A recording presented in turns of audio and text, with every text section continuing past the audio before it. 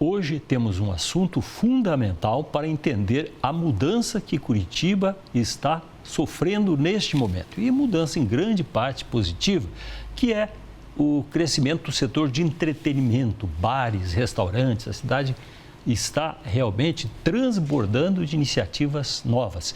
E nós vamos falar sobre quem acompanha esse assunto já há 35 anos, que é o Fábio Aguaio.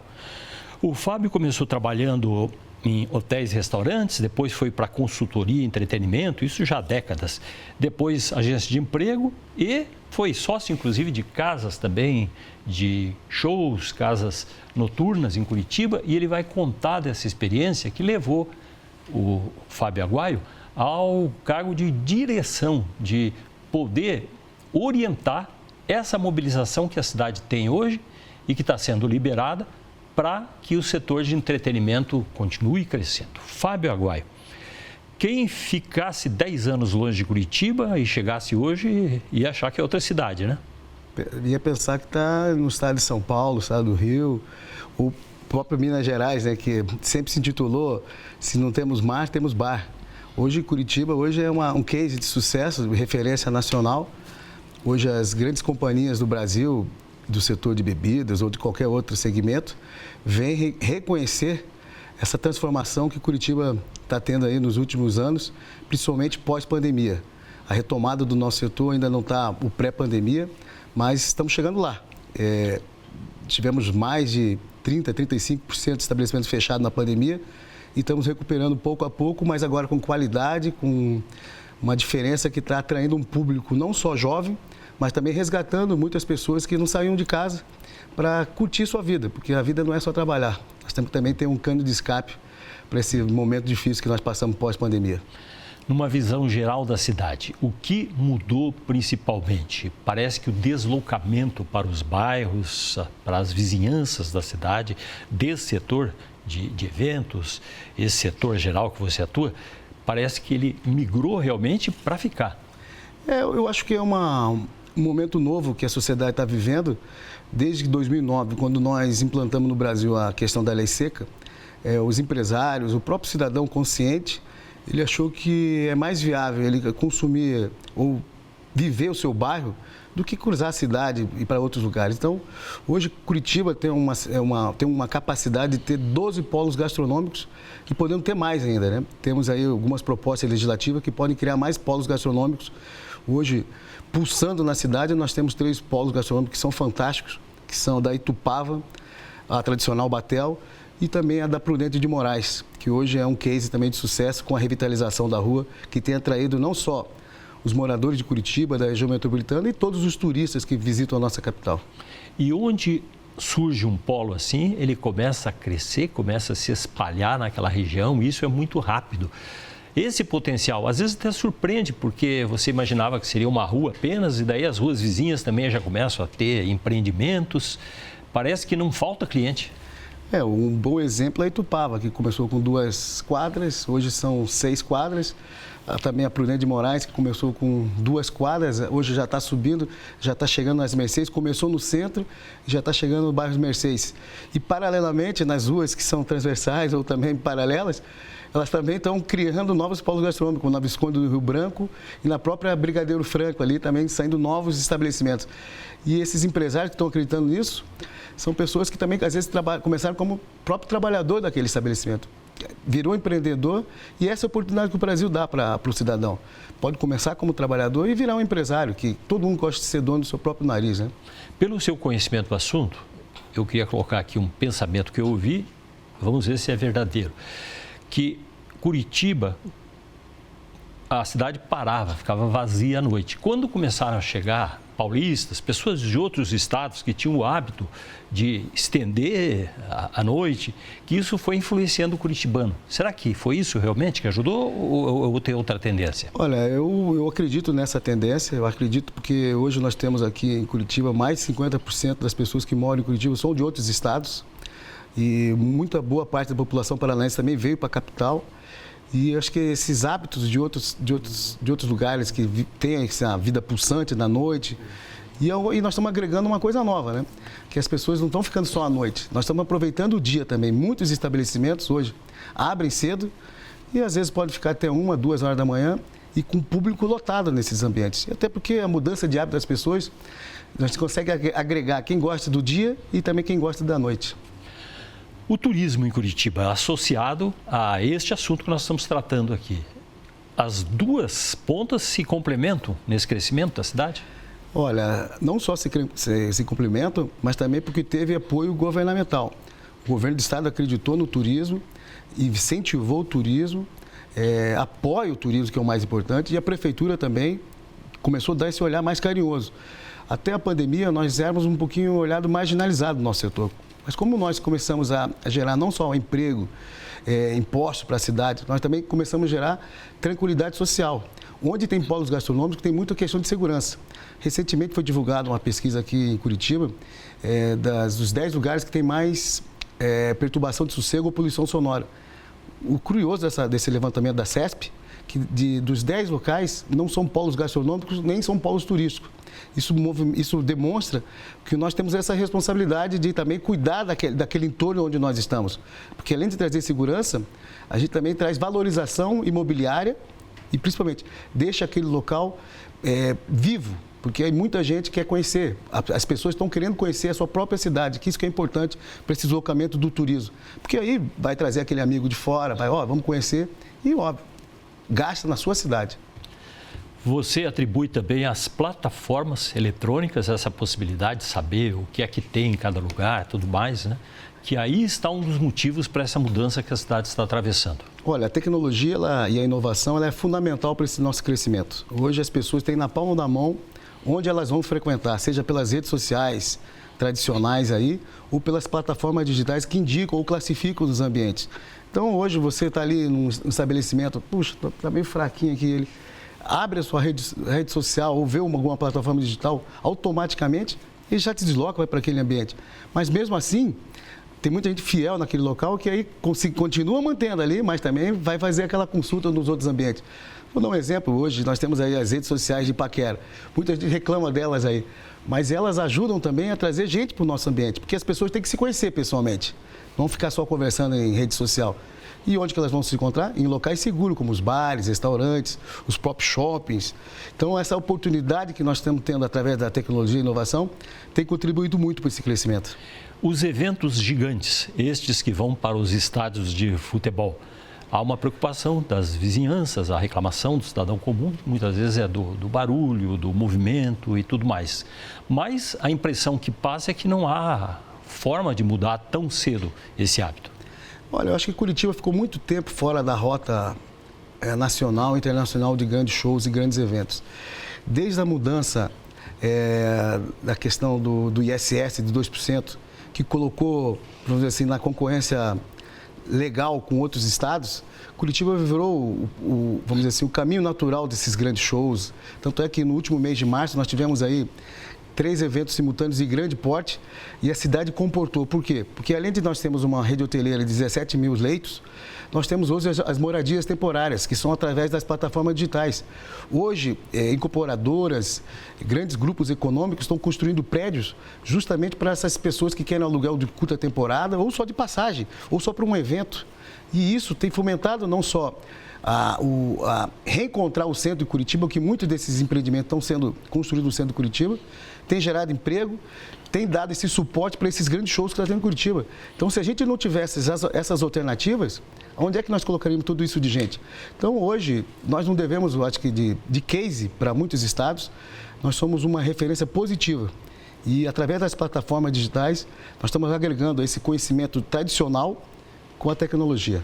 O público conservador se preocupa porque vê nesse movimento na cidade crescente um consumo maior de álcool. Como é que você responde a isso? É natural? Acontece mesmo? Olha, as estatísticas e as pesquisas de grandes institutos e de grandes consultorias estão contradizendo vamos dizer assim, essa máxima que as pessoas estão consumindo mais. Eu acredito que durante a pandemia houve sim um consumo alto de álcool, mas agora, pós-pandemia, as pessoas reveram o seu comportamento. Tanto é que diminuiu o consumo de álcool pelos jovens e também pelos adultos. E a gente tem visto isso, que as pessoas estão indo para os ambientes que conseguem compartilhar ou agregar aquelas pessoas que vão lá só para uma boa refeição, uma boa gastronomia, para bater um papo, para se descontrair. Então, nossos ambientes hoje estão agregando pessoas que seja vegana, seja que não gosta de álcool, ou que só quer lá só para conversar. E isso é bom para nós, porque nós estamos pegando um novo público, que dizem que é a geração milênio aí. Nós estamos conseguindo agregar esse pessoal que não gosta de bebida, que quer uma nova experiência. Tanto é que hoje nós temos até baladas de dia hoje, que estabelecimentos fazendo balada para atrair esse público que é diferenciado, mas também gasta. A Prudente de Moraes é um caso muito interessante de rua que prosperou 6 quadras praticamente, com uma repaginação, a prefeitura trabalhou nisso também, e virou uma espécie de atração turística e ponto de encontro. Essas tendências, você acha que crescem, vamos por esse caminho? Parece que ali continua chegando mais empreendimento. Curitiba é pioneira, né, nessas questões. Nós começamos aqui, você falou do polo gastronômico da Prudente de Moraes, mas nós também nós lançamos aqui no Paraná, para todo o Brasil, nós lançamos as vilas gastronômicas.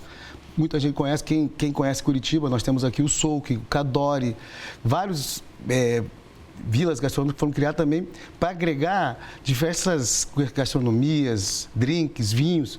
E na questão da rua, da Prudente de Moraes, ela seguiu essa tendência. Em vez de ficar num local fechado, ficou um local aberto, que você consegue ter todos os públicos, seja de direita, de esquerda, de centro, ou do poder aquisitivo alto, ou do poder aquisitivo baixo.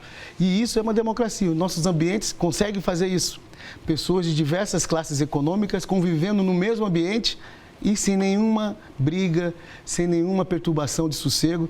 Eu tenho visto aí, tenho consultado muita gente, se esses locais estão dando muito dor de cabeça para o 190 ou para o 156 da prefeitura, a gente vê que nesses locais não tem esses problemas. Então, a gente até pede para a prefeitura, nesses 12 polos gastronômicos que nós temos na cidade, que faça essa mesma experiência da Prudente de Moraes e, efetivamente, faça as intervenções, seja de iluminação pública, de melhoria do calçamento, de botar mesas e cadeiras na calçada, expandindo a calçada, para as pessoas ocuparem a cidade. Isso é muito importante para a segurança também da nossa população, porque quando tem lugar vivo, tem mais segurança. Já continuamos com essa conversa com o Fábio Aguaio. Nós estamos falando aqui com o Fábio, que é presidente da Abrabar, Associação dos Bares, onde está já há décadas trabalhando nessa área. E também agora está a Confederação Nacional do Turismo como diretor, uma entidade nacional que ele também está trabalhando nesse momento. Por isso ele tem essa visão ampla deste assunto, as mudanças que estão acontecendo nas cidades, e Curitiba é um exemplo para isso. Já voltamos para continuar a conversa.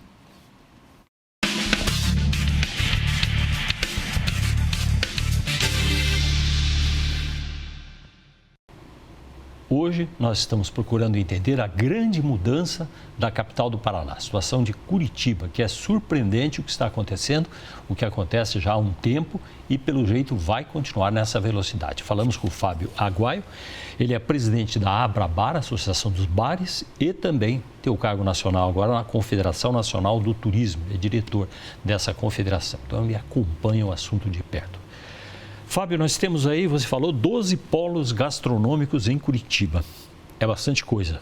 Também cresce? Cresce, é um olhar atento, não só da Câmara Municipal, mas também da Prefeitura de Curitiba, porque para virar um polo gastronômico tem que ser aprovado pelos vereadores. E para ser aprovado, tem que ter uma série de requisitos, né? E esses requisitos, muitos desses locais estão atendendo, e quando é aprovado, a Prefeitura tem que fazer uma série de mudanças para atender não só o zonamento daquele local, mas também essa demanda da população, né? Porque gera emprego, renda, tem aquela movimentação, às vezes pode até dar assim, um burburinho com os vizinhos, mas os vizinhos têm que entender que a cidade hoje está pulsante. Nós temos aí uma campanha da Prefeitura de revitalização do centro da capital. Então, quando nós temos esse investimento em polos, nós também queremos que seja revitalizado, por exemplo, a Praça Osório da cidade. O centro também pode ser beneficiado, então, nesse fenômeno? Eu acho que tem que ser. Eu acho que um polo que pode surgir novo aí, que nós estamos sugerindo até para alguns vereadores, é que seja criado o polo da Praça Osório, Quem é de Curitiba, a Praça Osório é um local que já abrigou um dos bares mais antigos do Paraná, que é o Bar Stuart, que eu tenho certeza que vai voltar o mais breve possível. As tratativas estão aí para o seu retorno. Está 1 ano e meio fechado.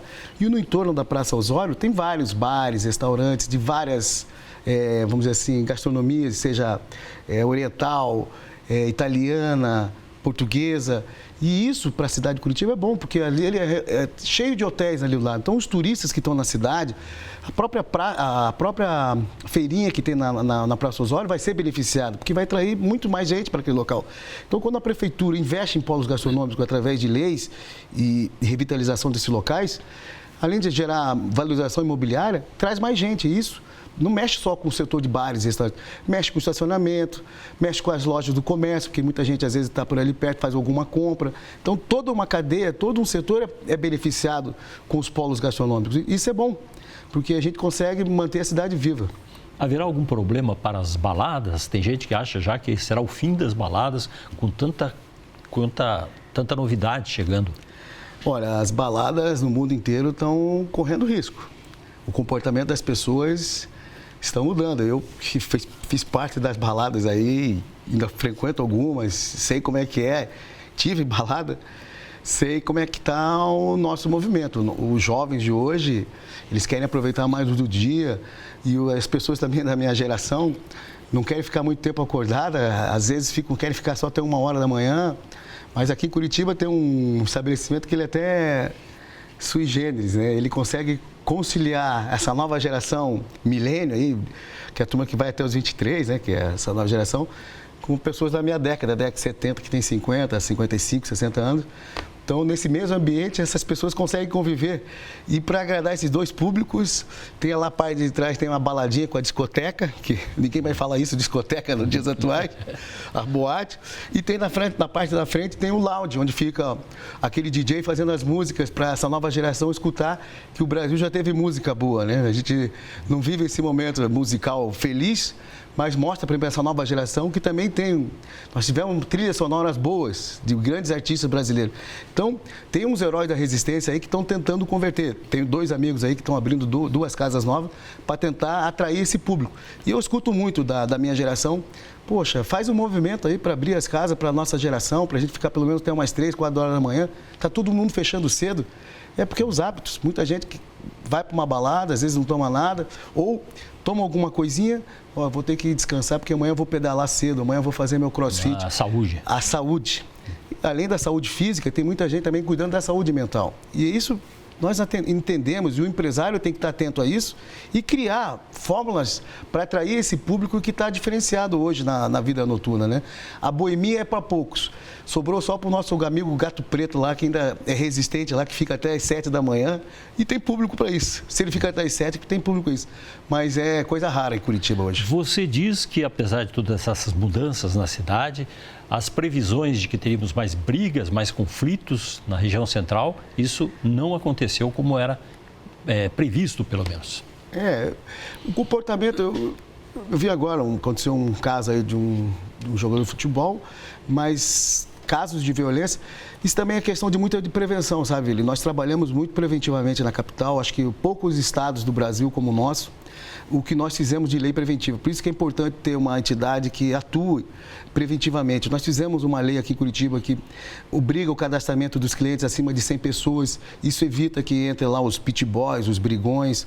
Evita também os ladrões de bolsa, de celular, porque com o cadastramento, às vezes hoje, tudo nós somos cercados de tecnologia. Hoje você vai num prédio comercial ou um prédio público, você tem que dar teu CPF, fazer o reconhecimento facial. E por que poderia ser diferente nas casas noturnas? Nós também fazemos esse trabalho preventivo. Então, estabelecimentos com cima de 100 pessoas, a gente cadastra para a segurança do próprio cliente. Nós também fizemos um projeto de lei que tem o monitoramento de câmeras, para prevenir, para aquele cliente se sinta seguro dentro dos ambientes. E também lutamos aqui em Curitiba, porque pessoas que têm porte de arma, façam um cadastro e assinem um termo de responsabilidade, principalmente os policiais, porque a gente vê por todo o Brasil, infelizmente, pessoas fazendo o uso combinado de álcool com porte de arma. O que dá? dá assassinato, dá crime, isso dá em shows.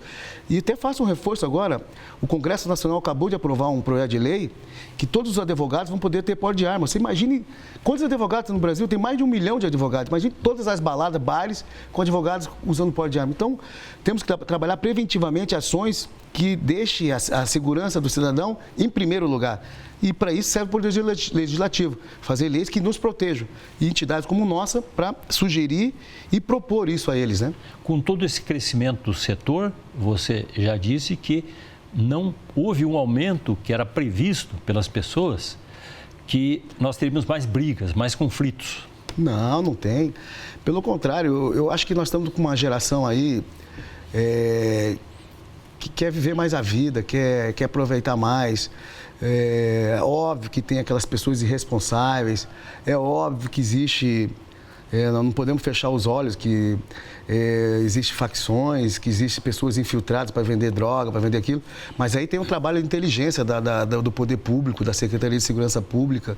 Nós aqui em Curitiba, nós temos uma fiscalização que ela é rigorosa contra o nosso setor, que até nós cobramos do poder público que ele seja mais educativo, mais preventivo do que autoritário, de fechar o estabelecimento. Nós sofremos muito aqui, Vili. Muitas pessoas que acompanham aqui sabem que às vezes quem é turista chega num ambiente aí e vê 10, 15 viaturas para ver um papel se tem um alvará. Hoje nós estamos na tecnologia, hoje só você entrar no site da prefeitura, você sabe qual que são os estabelecimentos.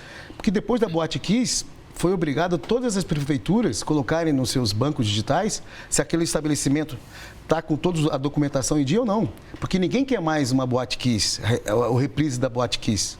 Então nós aqui trabalhamos com a prevenção, com a segurança. E eu acho, todo estabelecimento para funcionar, o primeiro alvará, que é o mais importante, é o alvará de bombeiros, porque é para segurança e prevenção. Os demais é só burocracia e taxa para ser paga. E isso que a gente luta aqui em Curitiba, que valorize a segurança e a prevenção e deixe o empresário trabalhar sem burocracia. Se ele exagerar no som alto, vai lá, o meio ambiente notifica. Se ele está favorecendo o tráfico de ônibus, vai lá, a delegacia de drogas, antidrogas, vai lá e apreenda. Mas não trate todo o segmento como marginal. Existem os casos específicos que têm que ser combatidos, mas na maioria das vezes todos os empresários têm compromisso não só com o seu negócio, mas com o seu cliente e com as famílias dos seus clientes, porque a família dos nossos clientes ficam preocupadas e nós temos a obrigação de cuidar do nosso cliente. Nós falamos muito de novas tendências, uma transformação rápida que acontece em Curitiba, na região próxima. Faltou alguma previsão que eu realmente possa ter esquecido aqui de trazer para você desse quadro que você vive e que você consegue nos dizer para onde estamos indo? Olha, Curitiba agora vai renovar o plano diretor da cidade. Eu acho que o plano diretor da cidade ele tem que ser, vamos dizer assim, não flexível com o nosso segmento, mas com a expansão do nosso segmento, é óbvio que o plano diretor vai ter que entender que novos zoneamentos vão ter que liberar para nosso setor de entretenimento e gastronomia, é óbvio, sempre respeitando a lei do silêncio, a perturbação do sossego, mas a expansão da cidade já é uma realidade. Em locais que eram proibidos, acho que vai ter que ser revisto para o crescimento, até porque é inevitável, vai faltar lugar. E a explosão imobiliária, cresce prédios aí e as partes de baixo desses edifícios vão ser para gastronomia, para café, para o entretenimento. Isso vai para os bairros também? Vai para os bairros também. Hoje, hotéis da cidade utilizam espaços para baladas também, para fazer espaço para gastronomia. Então, onde nós pudermos ocupar de forma responsável e com apoio do poder público, nós iremos ocupar, mas sempre dentro da legalidade e com, óbvio, incentivo, né? Porque sem incentivo a gente não consegue manter aberto esse negócio. O turismo, que é o que no momento mais se fala, mais se espera e a gente vê acontecendo realmente uma revolução na cidade. E você vê que outras inovações tecnológicas vão ajudar nisso. Por exemplo, os aplicativos e também construções que são específicas para quem chega a Curitiba e não tem espaço no hotel e vai procurar um apartamento para usar 1 ou 2 dias. Isso nós estamos trabalhando, essa regulamentação das plataformas digitais de hospitalidade, porque hoje o Airbnb anunciou recentemente que ele não vai ficar mais restrito só à questão da hospedagem. ele está ampliando também para a mão de obra.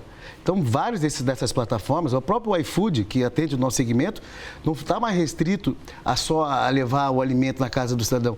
Essas plataformas estão expandindo e nós temos que estar acompanhando essa tendência e a prefeitura tem que acompanhar essa tendência, o governo do estado. O turismo hoje é uma das maiores molas propulsoras da economia do nosso país. Nós batemos recorde há décadas, o Ministério do Turismo sempre fala que 6 milhões. Esse ano nós conseguimos passar de 7 milhões e 254 mil visitantes no nosso país, por causa do crescimento. Não só porque o dólar é muito alto em relação ao nosso real, mas também pelo crescimento do próprio argentino. Nessa temporada nós tivemos uma invasão de argentino no nosso país, como há muito tempo nós não tínhamos. Então o que nós estamos vendo? O Brasil voltou a ser atrativo. É a única coisa que nós temos que é impeditivo, o crescimento da violência. Países que têm muita violência afastam turistas. Então, por isso, eu acho que uma das prioridades hoje dos governos estaduais, municipais e do próprio federal é incentivar o combate à violência, porque isso afasta turista. E as pessoas deixam de sair, às vezes, à noite por causa da violência. Se aquele local não é seguro, não tem uma vigilância, seja privada ou pública, também não tem turistas. Fábio Aguai, para fechar, uma última pergunta, que é em relação ao aprendizado. Você tem uma história interessante, não dá tempo de contar tudo, mas você começou de cargo em cargo, foi aprendendo em todos eles e foi se tornando um especialista nesse segmento que você está hoje, né? Que reúne várias áreas diferentes. E é um exemplo interessante para quem não sabe para onde vai na vida. E às vezes o trabalho que você arruma, mesmo sendo de outra área, acaba te indicando um caminho. Eu sempre acho que as pessoas elas têm que ter o plano A, B e C. Então, elas têm que sempre estar qualificando. Por exemplo, eu atualmente estou fazendo uma pós aí de políticas públicas que eu quero entender melhor, porque o nosso segmento depende do poder público para funcionar. Então, eu tenho que ter um entendimento. E no nosso setor, a carência maior é a mão de obra. Você pode ver, nós estamos em pleno emprego no país, mas muita gente não consegue preencher um quadro de funcionários, porque às vezes porque aquele funcionário não quer trabalhar ou porque aquele funcionário teve uma oportunidade melhor, porque a pandemia também mudou todos os hábitos dos trabalhadores, né? Muitos migraram para outras atividades e o nosso setor é carente da qualificação. Então, por isso que vários setores aí precisam não só qualificar mais, mas valorizar a mão de obra. Não é só com um benefício a mais, mas é na CLT mesmo, valorizar o seu trabalhador, o seu colaborador. Fábio Aguai, muito obrigado pela presença. Você deu uma aula sobre Curitiba, sobre as tendências e mostrou como a prática é importante nos aprendizados e na previsão do futuro, o que pode acontecer. Na prática não, também frequentar, porque tem que frequentar, né? Tá certo. Muito obrigado pela presença e muito obrigado você que ficou ligado aqui na TV Band.